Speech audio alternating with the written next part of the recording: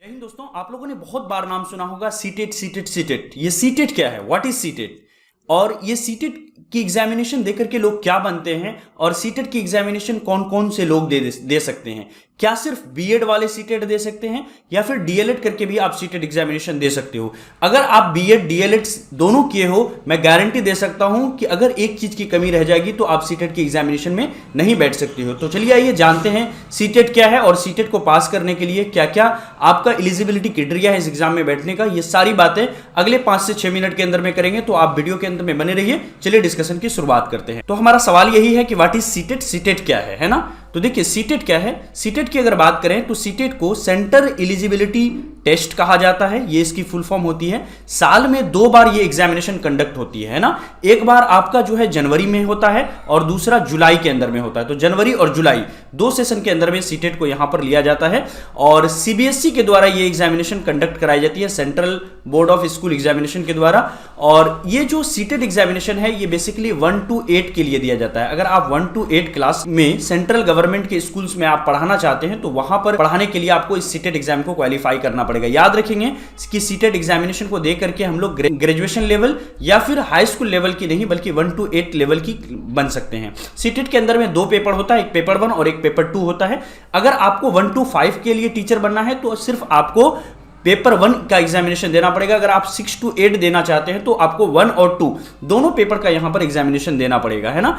Eligibility criteria क्या है CTET के लिए? तो देखिए अगर आपने बीएड भी किया हुआ है, डीएलएड किया हुआ है, तो फिर भी आप सीटेट नहीं दे सकते हो। कारण क्या है कि देखिए एलिजिबिलिटी क्राइटेरिया क्या है। अगर आप 1 to 5 के लिए टीचर बनना चाहते हो, 1 से 5 तक के लिए, तो आपको क्या क्या क्राइटेरिया फुलफिल करना चाहिए? देखिए सबसे पहले चीज तो यह है कि 12th में आपका एटलीस्ट 45% मार्क्स होना चाहिए। साथ ही साथ अगर आप डीएलएड किए हुए हैं, 45% मार्क्स अगर 12th में है और डीएलएड किए हुए हैं किसी भी सब्जेक्ट से, साइंस हो, आर्ट्स हो, किसी भी सब्जेक्ट से आपने अगर 12th में 45% है और अगर आप डीएलएड हैं तो आप पेपर 1 के लिए एग्जामिनेशन के लिए सीटेट में बैठ सकते हो। यानी आप जो है 1 to 5 क्लास की एग्जाम टीचर जो है आप बनने के लायक हो। अगर आपको 6 to 8 ये टीचर बनना है तो 6 to 8 के लिए आपको क्या करना पड़ेगा?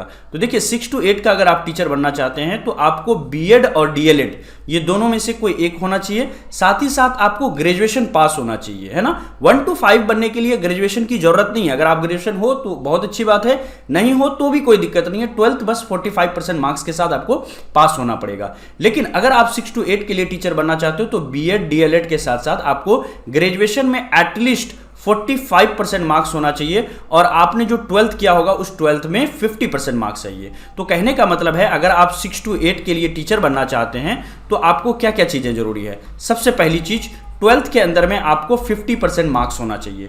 दूसरी चीज की ग्रेजुएशन में 45% मिनिमम मार्क्स होना चाहिए और साथ ही साथ बीएड या फिर डीएलएड अगर आप किए हुए हैं तो आराम से आप जो है 6 to 8 के लिए यहां पर पढ़ा सकते हैं। और अगर आप सिर्फ 5 के लिए पढ़ाना चाहते हैं, 1 to 5 के टीचर बनना चाहते हैं, तो आपको जो है यहां पर 45% मार्क्स जो है 12th में होना चाहिए। साथ ही साथ डीएलएड या बीएड में से कोई एक चीज होना चाहिए, तो आप आराम से यहां पर बैठ सकते हो, है ना। अब आते हैं एज लिमिट के अंदर। बहुत अच्छे से इसको समझाने के बाद अब यहां पर एज लिमिट पर बात करते हैं। तो सबसे पहले यहां पर देखिए मैंने लिखा NAL यानी नो एज लिमिट, है ना। कोई भी एज लिमिट नहीं है कि आप जो है 30 साल के बाद 35 साल के बाद एग्जामिनेशन में नहीं बैठ सकते हो। मिनिमम एज कम से कम 17 साल आपके हो जाने चाहिए। 17 साल के बाद आप जब तक चाहो, जब तक रिटायर नहीं कर जाते हैं टीचर में लोग, तब तक आप जो है इस एग्जामिनेशन में बैठ सकते हो। तो कोई भी एज लिमिट नहीं है ना। साथ ही साथ अगर बात करें कि अगर आप सीटेट कर लेते हो तो आपको जॉब कहां लगेगी? देखिए मैंने बताया था लास्ट वीडियो के अंदर में टीईटी होता है, सीटेट होता है, एस्टेट होता है ना, पीजीटी होता है। तो अगर आप एस्टेट करते हो तो स्टेट लेवल का टीचर आप बनते हो। लेकिन आप अगर सीटेट देते हो, C4 सेंटर, है ना, तो यहां पर आप सेंट्रल टीचर बनोगे। यानी सेंट्रल गवर्नमेंट के जो भी स्कूल्स हैं वहां पर पढ़ा सकते हो, जैसे केवीएस, है ना। इसके अलावा एनवीएस नवोदय विद्यालय हो गया, केंद्र विद्यालय हो गया, ये सारे स्कूल्स में आप आराम से टीचिंग कर सकते हो, है ना। देखिए नेक्स्ट वीडियो के अंदर में हम लोग बात करेंगे सीटेट का सिलेबस क्या है और सीटेट का एग्जाम पैटर्न क्या है। स्पेसिफिकली इसी टॉपिक पर बात करेंगे कि सिलेबस क्या है और साथ ही साथ एग्जाम पैटर्न क्या है। बहुत अच्छे से डिटेल में बात करेंगे और कैसे हम लोग इसको क्वालिफाई कर सकते हैं, इसके बारे में हम लोग नेक्स्ट वीडियो के अंदर में जानेंगे। अगर आप सीटेट की तैयारी करना चाहते हैं अगले 1 साल के अंदर में, और बीएड में इस बार 2021 या 22 में आपने 21 या फिर 22 में अगर आपने एडमिशन ले लिया है, या फिर अगले साल आप एडमिशन लेना चाहते हैं और टीचर बनना चाहते हैं, तो आप जो है इस ग्रुप को ज्वाइन कर सकते हैं, ड्रीम सेवक आईएएस लिख करके। यहां पर जैसे ही आप लिखेंगे ये ऑफिशियल चैनल और साथ ही साथ ये हमारा सीटेट का हमारा ग्रुप है, इसको आप ज्वाइन कर सकते हैं। और बिहार बीएड या कोई भी बीएड आप करना चाहते हैं तो बीएड 2022 वाले ग्रुप को के साथ भी आप जा सकते हैं, है ना। Thank you so much for watching. अगर आप नए हैं तो चैनल पर अभी और इसी वक्त नीचे रेड कलर की सब्सक्राइब बटन दिख रही होगी, वहां से चैनल को सब्सक्राइब कर लें। और हर एक प्लेटफॉर्म पर ड्रीम सेवक आईएएस चैनल मौजूद है। आप जिस भी प्लेटफॉर्म को यूज करते हैं, इंस्टाग्राम, फेसबुक, वहां पर सिर्फ आपको ड्रीम सेवक आईएएस लिखना है तो आपको आराम से ये मिल जाएगा। मिलते हैं फिर नेक्स्ट वीडियो में। सीटेट की सिलेबस क्या है और साथ ही साथ सीटेट को कैसे क्वालिफाई कर सकते हैं, इसको हम लोग जानेंगे। और इस वीडियो के अंदर में हमने जाना कि सीटेट क्या है और सीटेट के लिए एलिजिबिलिटी क्राइटेरिया क्या है। Thank you so much, have a nice day, bye.